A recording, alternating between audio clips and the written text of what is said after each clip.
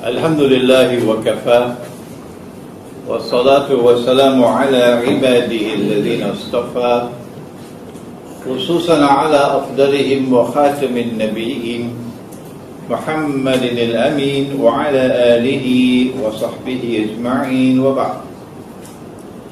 Assalamu alaikum wa rahmatullahi wa barakatuh to all of you here at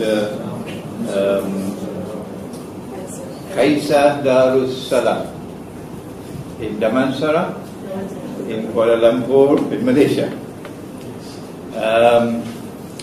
Our topic is a very interesting one on Russia,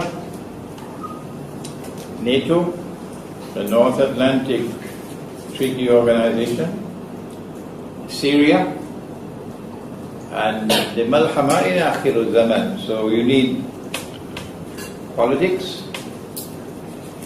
you need some knowledge of international affairs, and you need eschatology, which is Akhir Zaman, Islamic eschatology. You need to be able to apply the Quran and the Hadith to the events which are unfolding in the world. That is not always an easy task. So let us begin. I hope you will excuse me, those of you who have heard me already. Just be patient because there are others who have not heard it. On methodology. Because there are those who will rush to say, we differ with Imran Hosein when I explain the Quran. So before you rush to reject what I say about the Quran, just take a little time, please, to understand methodology. It could save you a lot. Allah subhanahu wa ta'ala taught methodology at the beginning of the Quran, when He ordered the Malaika, the angels, to make sajda to Adam alayhi salam. And I always wondered, why did He do that? Was it because of something which was there in Adam alayhi salam, that you had to make sajda to him? Or was it the other way around? Was it the other way around? You were going to test to see who are those who are arrogant and those who are not. But that's not our subject today. فَسَجَدُوا إِلَّا إِبْلِيسِ. They all made sajda except Iblis. If we use what I refer to as a schoolboy methodology, then we take the statement by itself in isolation. And since the order was given to the angels, and he refused, so he must have been an angel. He must have been an angel. Iblis must have been an angel, said the schoolboy. The schoolboy. Why? Because the schoolboy says the order was given to the angels, and they all obeyed except Iblis. So Iblis, according to the schoolboy, Iblis had to be an angel. Allah constructed the sentence this way to teach a lesson. Yes. When you announce that Iblis was an angel, then you start looking at other parts of the Quran. And then your face becomes pink, and then it becomes red with embarrassment. Why? Because Allah says about the angels, وَيَفْعَلُونَ مَا يُؤْمَرُونَ, that angels don't have a choice. When an angel is given an order, the angel must obey. Must obey. وَيَفْعَلُونَ مَا يُؤْمَرُونَ, says Allah in the Quran. And since he disobeyed, he could not have been an angel. See? Schoolboy is now scratching his head. Oh, I should not have gone so fast. I've used the wrong methodology, says the schoolboy. And then in Surah Al-Kahf, Allah says, وَكَانَ مِنَ الْجِنِّ. Iblis was a jinn. So the proper methodology is, don't take any verse of the Quran in isolation and announce the meaning. Don't take any hadith in isolation and declare, I have understood the subject. No. You have to go to the totality of the data, first in the Quran.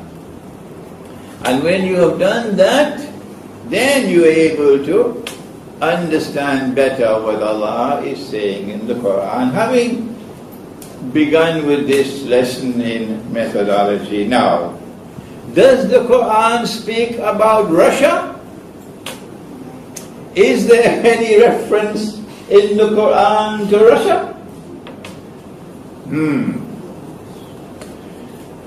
Well, Russia is Orthodox Christian. All of Russia is Orthodox Christian. So now the question is there any reference in the Quran to Orthodox Christianity? Orthodox Christianity is different from the Western Christianity. And you know how I describe the difference, you know? That one says, you're not allowed to grow a beard.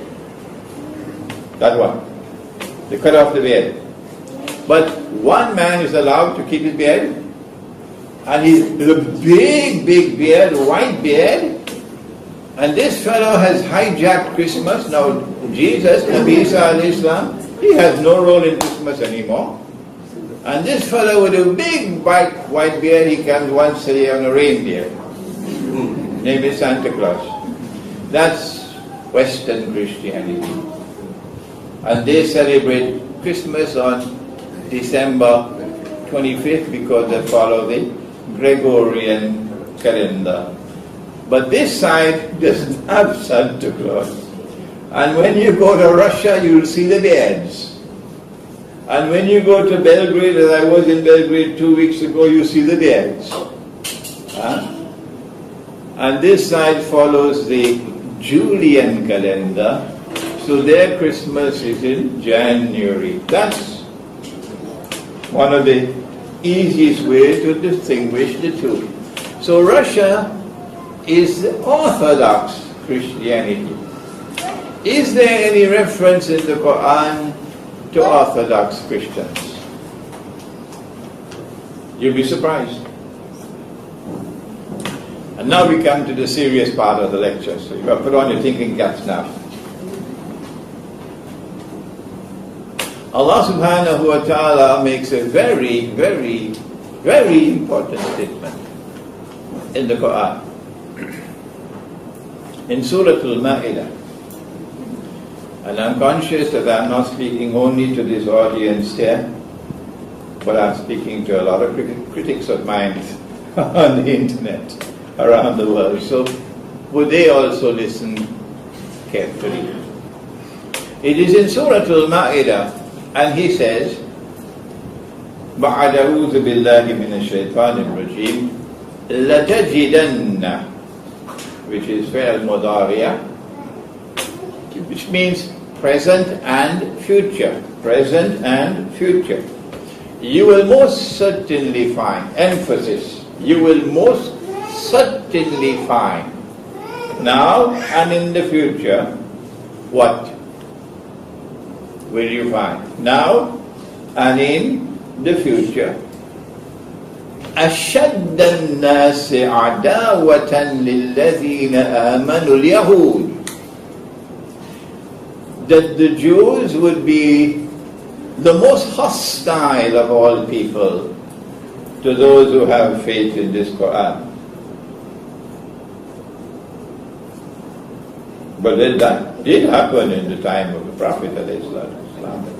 Oh yes, the Jews were the most hostile. وَالَّذِينَ أَشْرَكُوا. And in addition to the Jews, there were another people who were also the most hostile of all to the Muslims. And those were the people who were in Shirk, the kuffar of Mecca. They had hostility and enmity and hatred easing out of their heads. They were so hostile. So this came to pass at that time.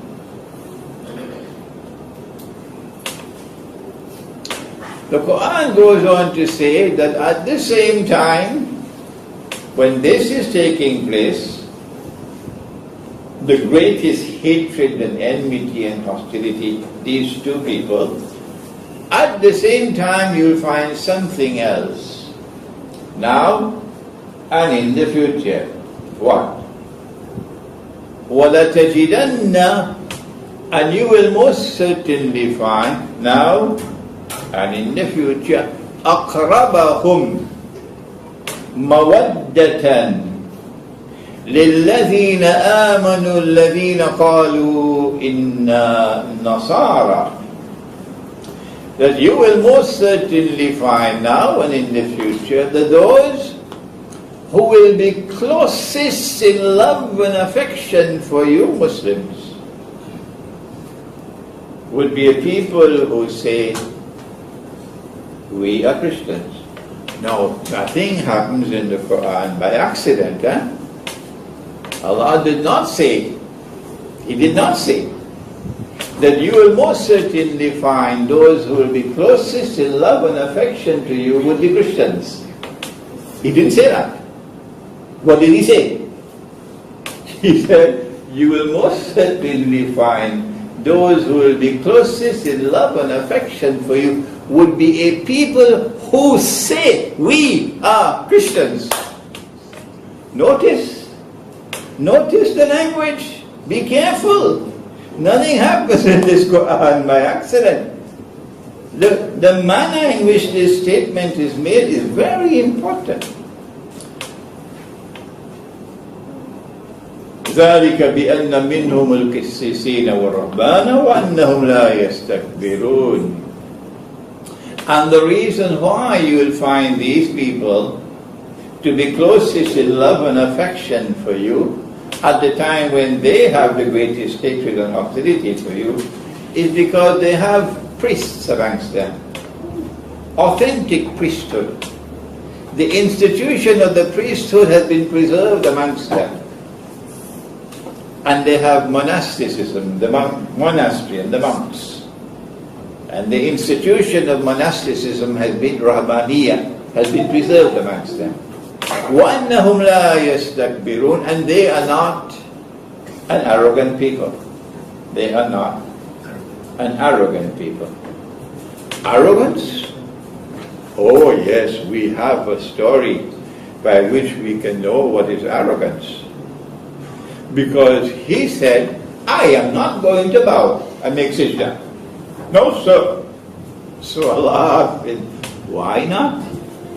When I ordered you to make sajda, why did you not make sajda, Iblis?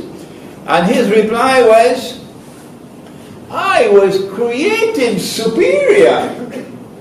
My birthright is superiority. I am superior to him. I am white, he's black, so I'm superior. I'm rich, he's poor, so I'm superior. I'm tall, he's short, so I'm superior. I am Malay, he's Indian, so I'm superior. Shall I continue? Or should I stop now? That's arrogance. Anyone who believes that he is superior to another by virtue of birthright is arrogant. And when you are arrogant, out of Jannah. Get out. There is no place for arrogance in Jannah. So we know a thing or two about arrogance. And they are not an arrogant people. So now the question arises, who are these Christians? Who are these Christians? Schoolboy. The schoolboy says Allah is referring to all Christians. So Even George Bush and company in Washington, and Obama, and Holland, and all these fellows in Germany and France, they have all become closest in love and affection for you Muslims, says the schoolboy. Because you know the schoolboy is not following proper methodology. Proper methodology. If he was following proper methodology, he would see, no, that Christianity out there, the institution of the priesthood is falling apart. Many priests are in jail, and many others are not in jail because the Pope will not reveal the information.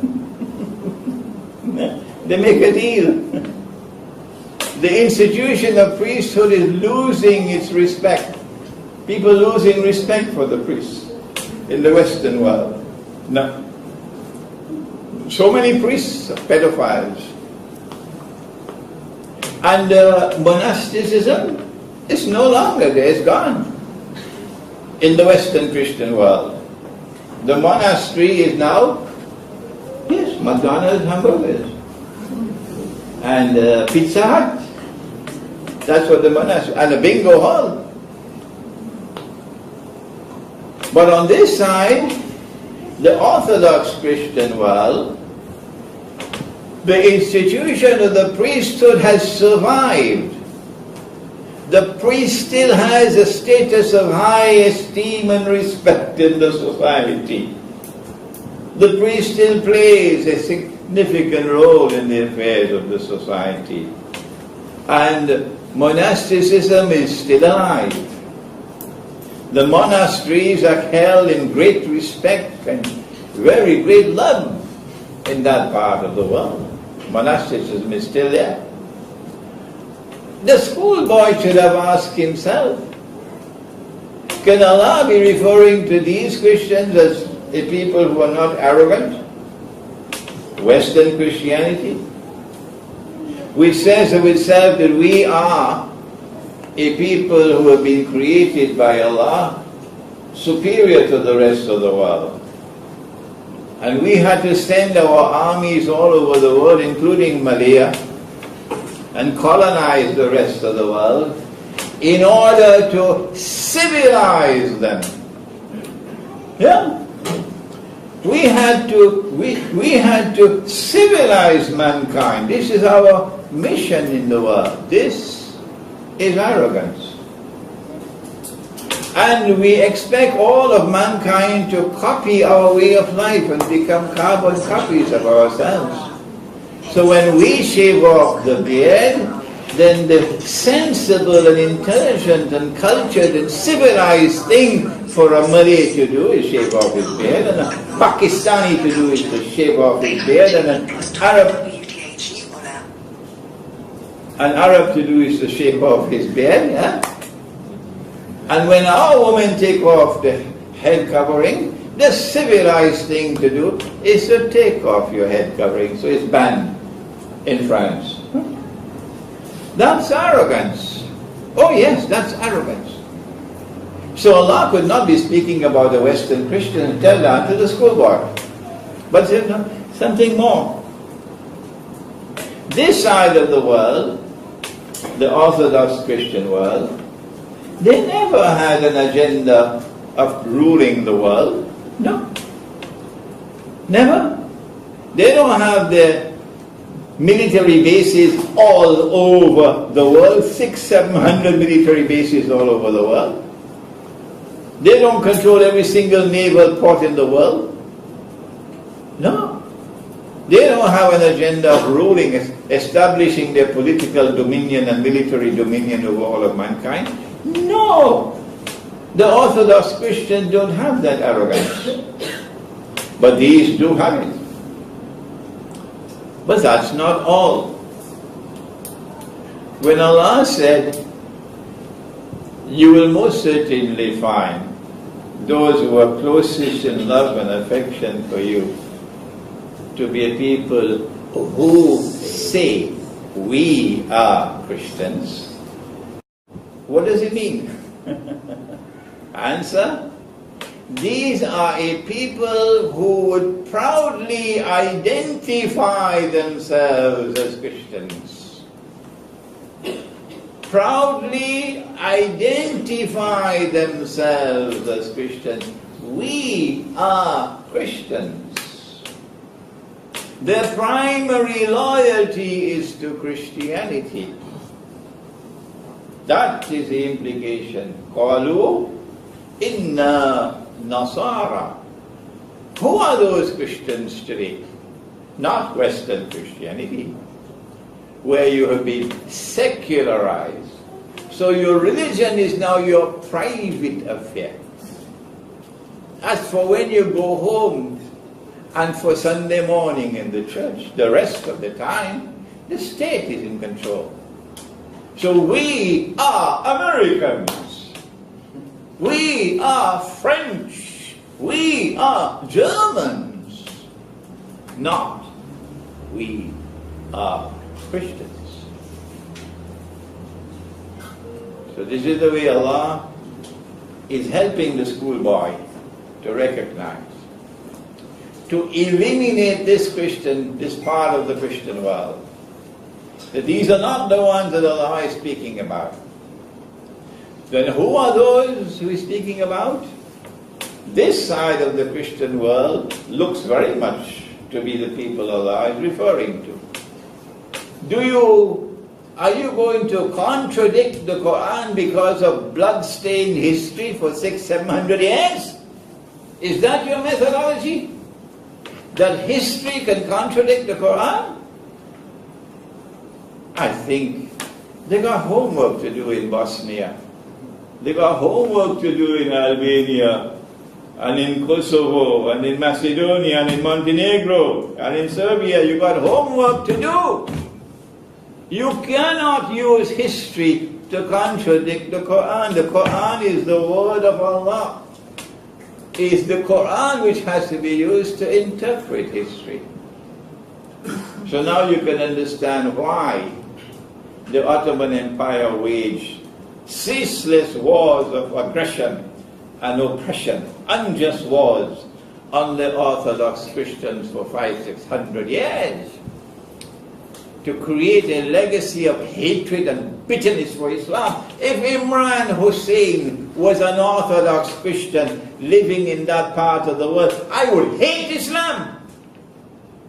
I would consider Islam to be the religion of the oppressor. I would despise Islam. That's how I would feel. Why can't they understand? But the minute you go to the Orthodox Christians and you tell them the Ottoman Empire was an oppressor, and that was not Islam.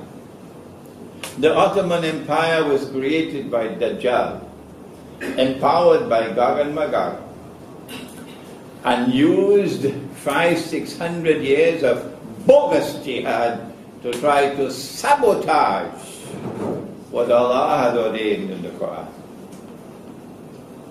That these are the people who will be closest in love and affection for you. That is what happened at that time. Because when our people were being persecuted and being killed, the Prophet ﷺ told them, go to Abyssinia. There's a just king. Allah will put it in his heart to protect you. And the first hijrah was to Orthodox Christianity. And when Makkah sent their people to try to get the slaves repatriated, no, the king said, no, I will never do that. I'll never give them up. And so we see love and affection at that time amongst the Orthodox Christians. Today, after 1400 years, once again, the Jews have become what they were at the time of the Prophet ﷺ. This did not happen for 1,000 years. For more than 1,000 years, the Jews lived amongst us Muslims in peace and in mutual respect. Oh yes. It is only after the Zionist movement was established in 1897, only then that we now see the Jews re-emerging to be what they were at that time, a people who have the greatest hatred and enmity and hostility for Islam. And of course, tell the schoolboy for me, Allah is not speaking about all Jews. No, there are Jews who stand up to the oppressor. But Israel today is the greatest oppressor state in the world. Worse even than the United States. That's terrible.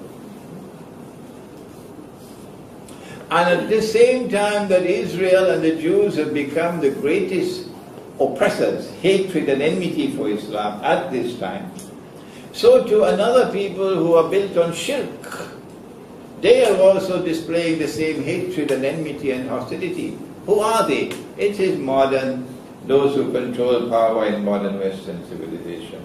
They're waging war on Islam and they call it war on terror. They're waging war on Islam and they call it war on terror. So at the same time that this is happening, the Quran is saying that you will find a Christian people who will now become closest in love and affection for you. This is your book speaking, the Quran. This is the proper, correct methodology which is being used to explain the Quran. If I am wrong, you must tell me what is right. You cannot simply say that Imran is wrong without saying what is right.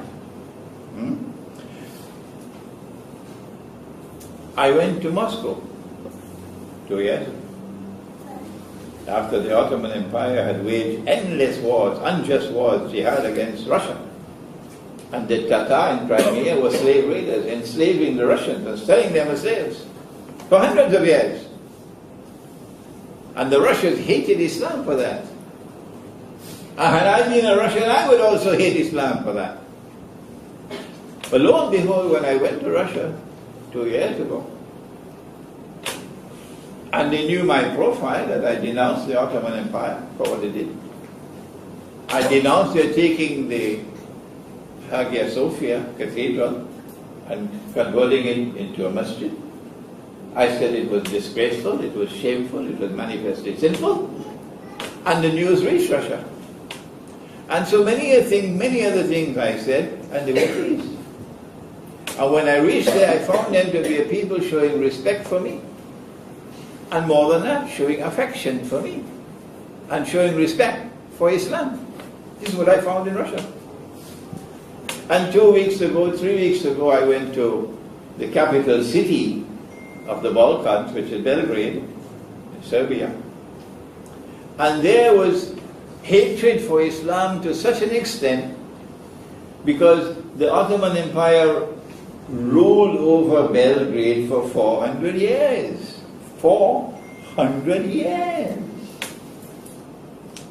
So when the Ottomans were removed, they destroyed every masjid that there was in Belgrade and left only one masjid standing.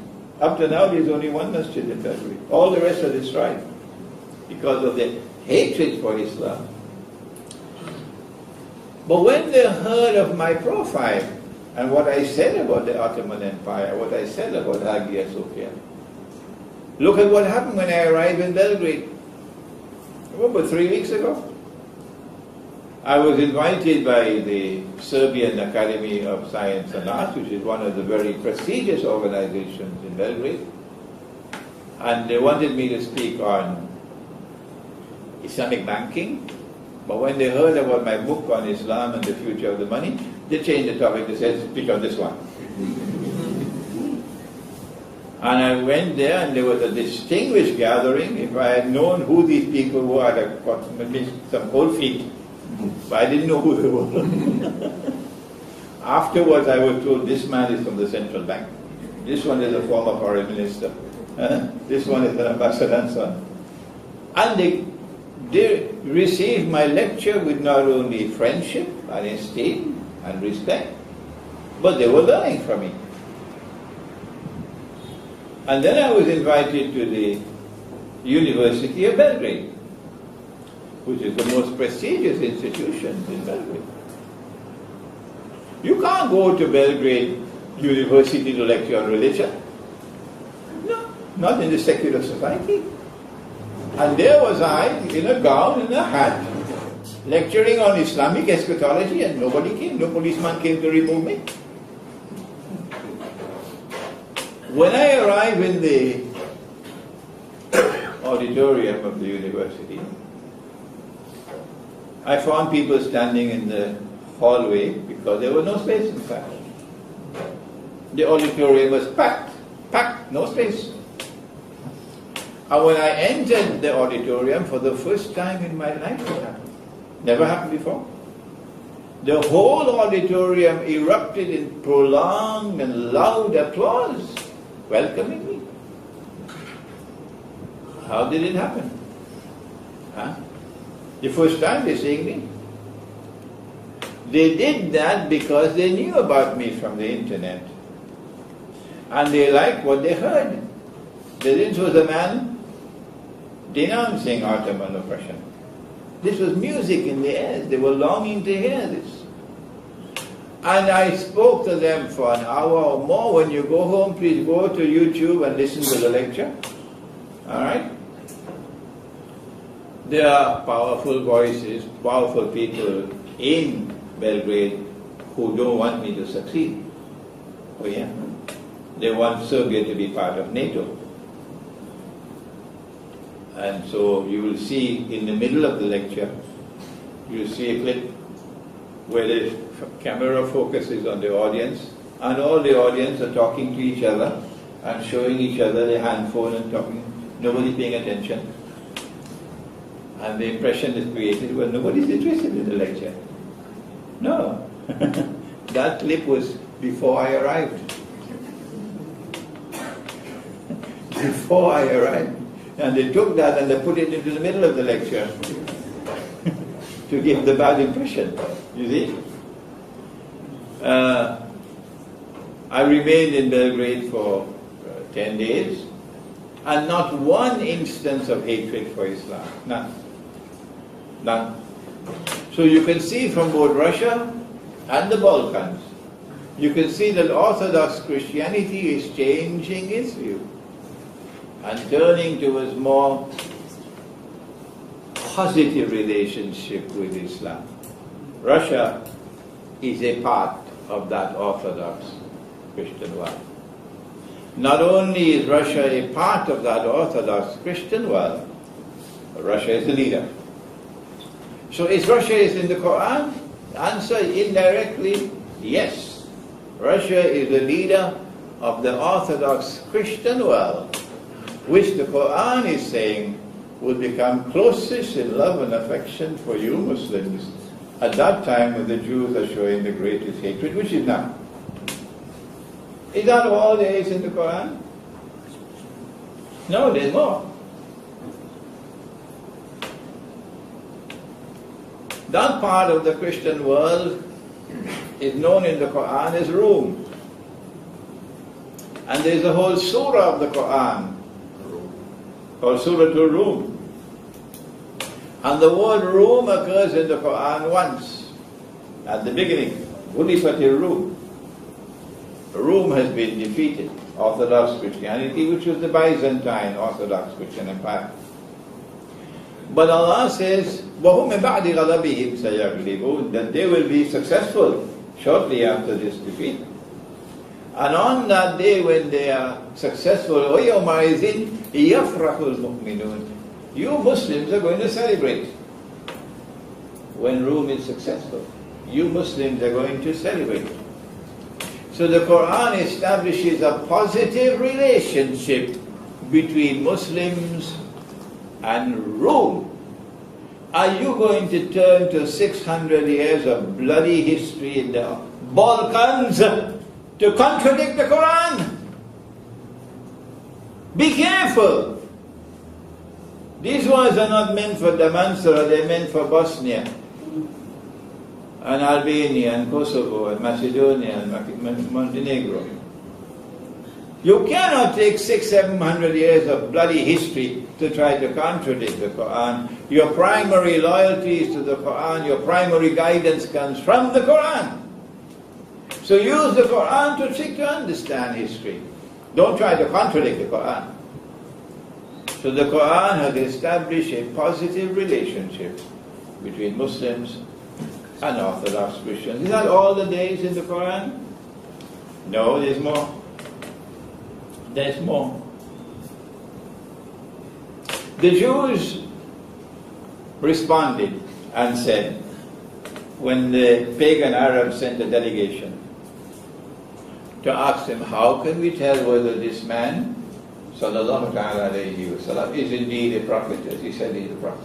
They said, ask him these three questions, which only a prophet can answer. In my book, Surah Al-Kahf, about an age at the back, deals with those three questions. One of the questions was, ask him about the great traveler who traveled to the two ends of the world. But when Allah answered the question, He first repeated the question and then He answered it. وَيَسْأَلُونَكَ عَنْ ذِي الْقَرْنَيْنِ. And they questioned thee, O Muhammad alayhi salatu wasalam, about Dhul Qarnayn, a great traveler who traveled to the two ends of the world.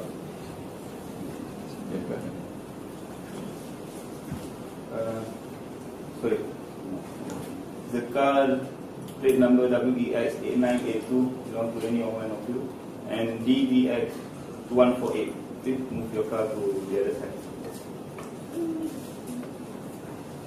Right, huh? WEX 8982 and DBX 2148. No? Okay. The great traveler who traveled to the two ends of the world is Dhul Qarnayn. Dhul Qarnayn means the one who possesses two qarns. That's not his name. His name is not Dhul Qarnayn. This is his nickname. What is his name? We don't know. His nickname. You had a prime minister here named Badawi. Yes. And I saw in the newspaper Pala. Nickname. Big nickname. So, nickname. What is his name? We don't know.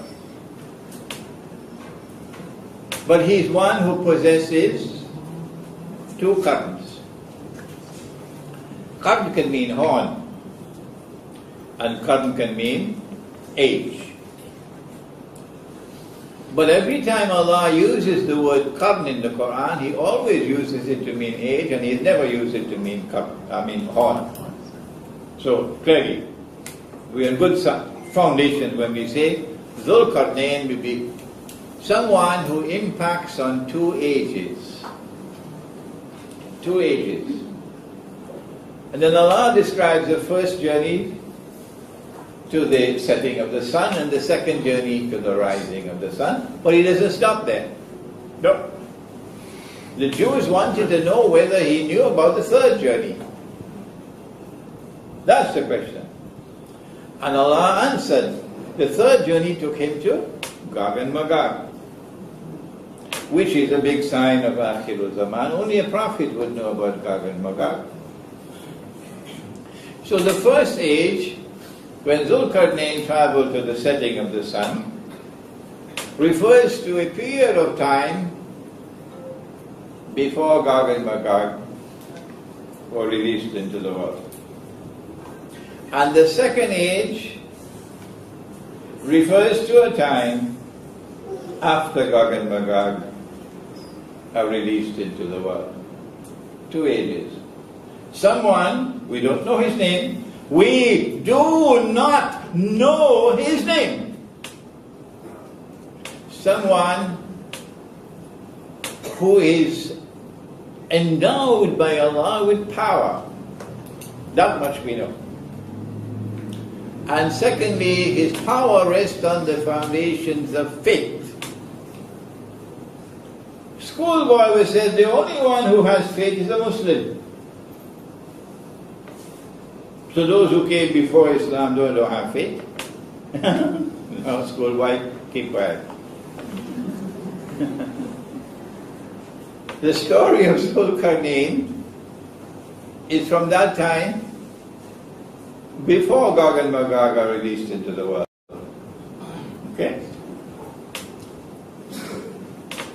How are you going to use your power? He travels to the setting of the sun. And then he comes upon a body of water which is the Quran describes as Aynun Hamiyah, dark and murky. Aynun Hamiyah, dark and murky. If you're in a ship and you look down, you probably have visibility for only 1 meter. But if you're in the Mediterranean and in a ship and you look down, you could see probably a few meters. So the water in this body of water is dark and murky. All the commentators of the Quran are all in agreement that the Quran is referring to the Black Sea. That's why it's called Black Sea. The Black Sea. And Crimea is in the Black Sea. And Russia now controls Crimea. If you control Crimea, you control power in the Black Sea. Okay? So at this place, he comes across the people, the Black Sea. And Allah asks him, how are you going to deal with them?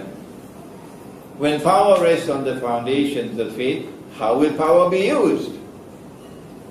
And his response was, those who commit acts of dhulm, those who are unjust, wicked, who are oppressors, I'm going to punish them. So power will be used to punish the oppressor, punish the wicked. And those who have faith and who are righteous in conduct, I'll treat them nicely and reward them. But when they go to you, you will punish them as well. So at that time, when Gog and Magog had not been released, power was used by Zulkarnain in that region of the world in this way, to punish the oppressor. The Quran is telling us that when Gog and Magog are released, and when they spread out, وَهُمْ مِنْ كُلِّ حَدَبٍ يَنْسِلُونَ, and they spread out in all directions, and with their invincible power they take control of the world in the world order of Gog and Magog. At that time, in this region of the world in which the Black Sea is located, the world is going to witness something marvelous. And that is that power in this region of the world will once again be endowed by Allah to be a power that is irresistible. Yeah. Allah will give the power. And that power will rest on foundations of faith. And that power will be used to punish the oppressor. I had dinner in Belgrade at the home of a very distinguished person. And he invited an ambassador. I won't mention ambassador to which country. The ambassador heard that Imran Hosein does not visit any member state of NATO. So she made the mistake of asking me, why do you not visit NATO member states? So I gave her an answer.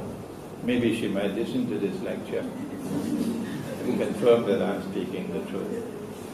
I gave her an answer to which perhaps she was not accustomed in the diplomatic community. We don't speak this bluntly. But my answer pleased my Serbian host very much. I said to Her Excellency, I do not visit member states of NATO out of respect for the blood and the tears of my people. That's my answer to her. The blood and the tears of my people. For NATO is the world's biggest oppressor today. So in that region of the world, power is going to emerge once again on the foundations of faith. And that power is going to be used once again. Remember, it is Zul Qarnayn, 2 ages. That one already gone. When will the second one come? Has it come already? The second one. If it has, schoolboy, tell me when it will come. Ask the schoolboy for me to answer me. I am saying this is the second one now. If I am wrong, then schoolboy, tell me when did it come? Because I'm not aware of power coming in that region of the world. Irresistible power. That's Zulkarnain's power. But yes, I see it now. After the Bolshevik Revolution of 1917, which was the Jewish Revolution, to break the back of Christian Russia, and then communism and the godless atheist Soviet Union. Atheism, yeah, an atheist state. In Russia, an atheist state. You could imagine an atheist state in the United States and Britain and France and so on, because they don't go to church anymore. Their churches are now being sold. Bingo halls. But not Russia. Russia's heart is spiritual. And in Russia you bring an atheist state, the Soviet Union. Could this have been by accident? No. If this was by accident, a cow can also jump over the moon. This is not by accident. They did this to break the back of Orthodox Christianity. That's why they did it. And they planned their plan, and Allah planned His plans. And Allah is the best of plans. That after 70, 80 years of communism in the Soviet Union and the oppression of the Orthodox Christians and Muslims, today Russia is returning to Orthodox Christianity. In the Western world, the new mantra is that a man can marry another man and get a marriage certificate. And anyone who differs with that is suffering from a disease called homophobia. Yeah, that's it. And on this side of the world, Russia said they banned it for 100 years. Illegal. Homosexuality is illegal in Russia and in the Orthodox Christian world. That is evidence. Russia is returning to her Christian faith. And that Russia is also a very powerful state. It is a nuclear state. It is capable of waging war. And we did all of this to tell you that from our perspective using the Quran, we are now on the verge of momentous events in history,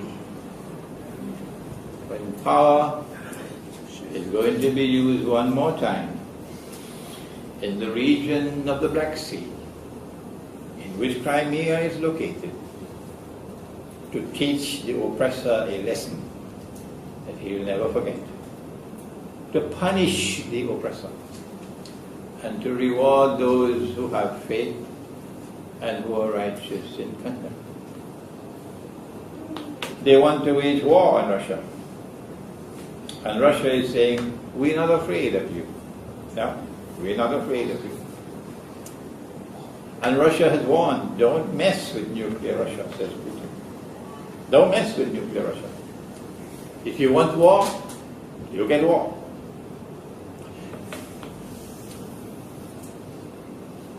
Russia has just intervened in Syria. We don't have the time to go to the Arab Spring. We don't have time to go to Libya. So we've got to cut out that to come to Syria. For 1 year, NATO has been waging war, aerial war, on ISIS, the Islamic State. The Islamic State, which receives its weapons and receives its money from the CIA and from Turkey, which is a NATO member state, and is therefore waging what would be called a CIA jihad, but I prefer to give it a more colorful name. I call it a Yankee jihad. This Islamic State. And they are dropping bombs on them for 1 year now. 1 year now, NATO, the biggest, largest, most powerful military force in the whole world, is waging war on ISIS for 1 year now. And for 1 year, ISIS is becoming stronger and stronger. So NATO, who are you fooling? Huh?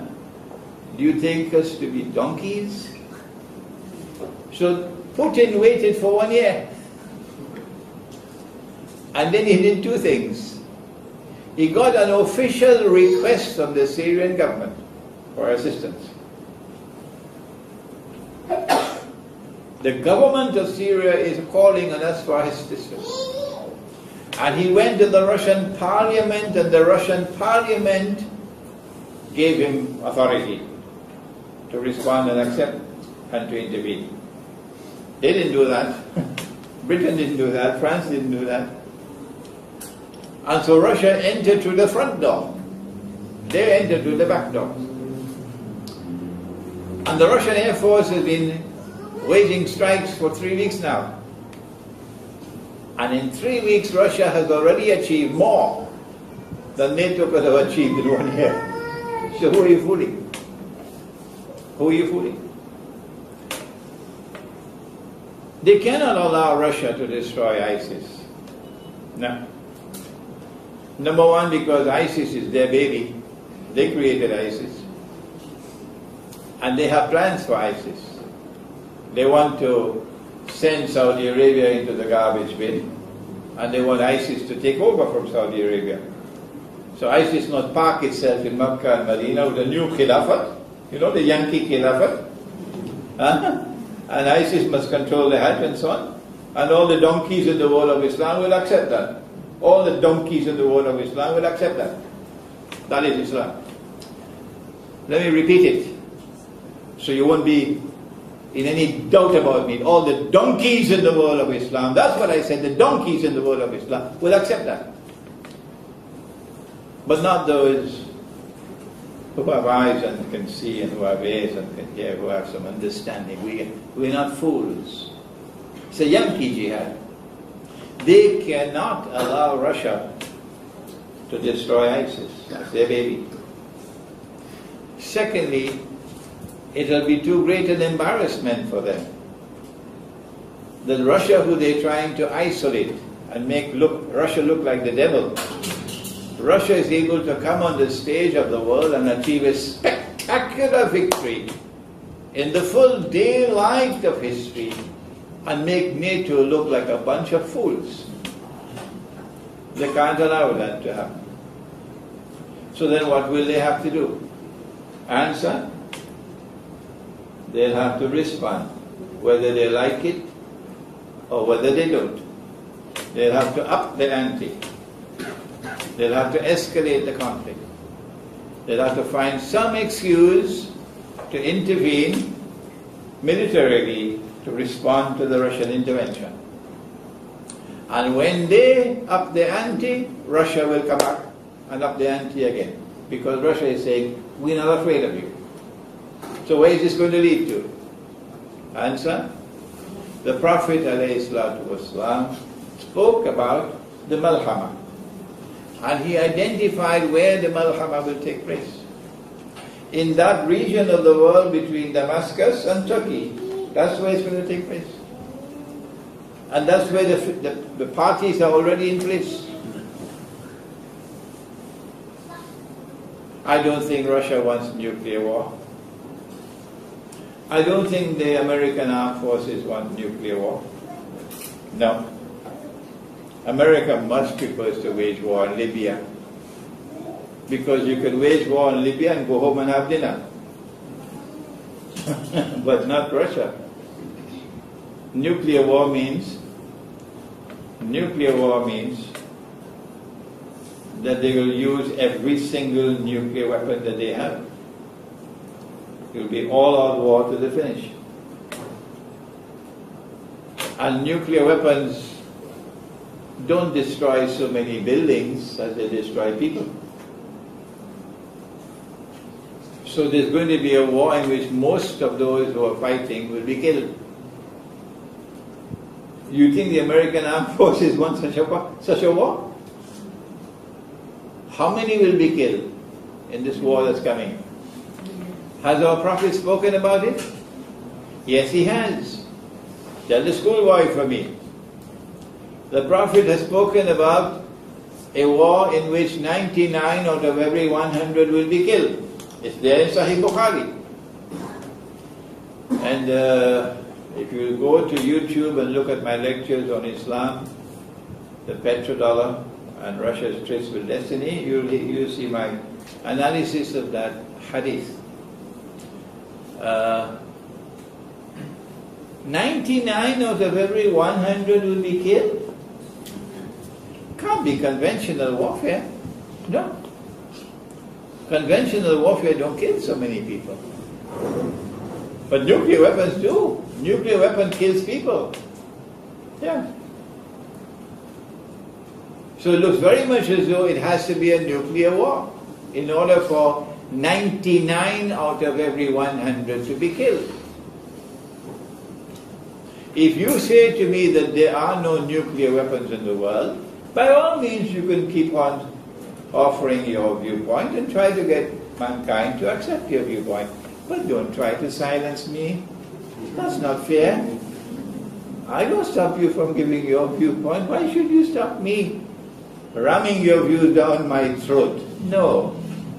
No, that's not the way. If you say there are no nuclear weapons, there will be no nuclear war. By all means, certainly, do please offer your viewpoint and give the proof to support your viewpoint. Do it in a respectable way and let the people decide. Don't try to stop me and stampede me and silence me. That is not the right way. So yes, I'm saying that it is now inevitable that nuclear war is coming. We cannot avoid it. Not because Russia wants nuclear war. Not because NATO wants nuclear war. No, none of them want nuclear war. But because somebody else wants nuclear war. Who is the somebody else? Somebody else is someone who wants to succeed the United States as the next ruling state in the world. The Judeo-Christian Zionist Alliance knows it. They want Israel to replace the United States as the next ruling state in the world. So that in the same way that Pax Americana replaced Pax Britannica, you have read Jerusalem in the Quran, haven't you? If you don't know English, we have it in Bahasa outside now. Okay? In the same way that Pax Americana replaced Pax Britannica, so too Pax Judaica will replace Pax Americana. The US dollar is now in irreversible decline. The United States as a world power is now in irreversible decline, and Putin knows that. And Israel is preparing to replace the United States. But Israel is small, and the world is big. How can Israel rule the world? Yes, we can understand the United States. But how can Israel rule the world? Answer, either Israel has to become much bigger, or the world has to become much smaller. Which will it be? That's why they want nuclear war. That's why they want nuclear war. So that the world will become much smaller. My opinion, I can be wrong, my opinion is that you can't live in North America after nuclear war. It won't be habitable. Or Europe, no. Those will be wasteland. My opinion is that what is left of the world after the nuclear war would be a world that is small enough for Israel to manage. And therefore, we see a passage now from Russia to NATO, to Syria, to the Malhama, to Akhir Zaman. And you know what happens after Israel takes over from the United States? The Dajjal's day like a week will begin. And when the week is ended, then the Dajjal will appear in human form. You also know that after the Malhama, there's going to be another very important event. What is that? The conquest of Istanbul, huh? Oh, not Istanbul. The conquest of Constantinople will take place after the Malhama. Tell that to the people of Turkey for me, because they've been so brainwashed by 500-600 years of Ottoman garbage that they believe that Sultan Muhammad Fatih is the one who conquered Constantinople and fulfilled the prophecy of Prophet Muhammad alayhi salatu wasalam. Wrong, wrong, wrong. The conquest of Constantinople will take place after the Malhama. When that conquest of Constantinople takes place, the Bosphorus will be free of NATO, and the Russian Navy will then be able to pass through the Bosphorus into the Mediterranean, and that is a part and parcel of the effort which is going to liberate the Holy Land. When Nabi Isa alayhi salam comes, and Imam al-Mahdi comes, and the truth will triumph over all rivals, and justice will triumph over injustice and oppression.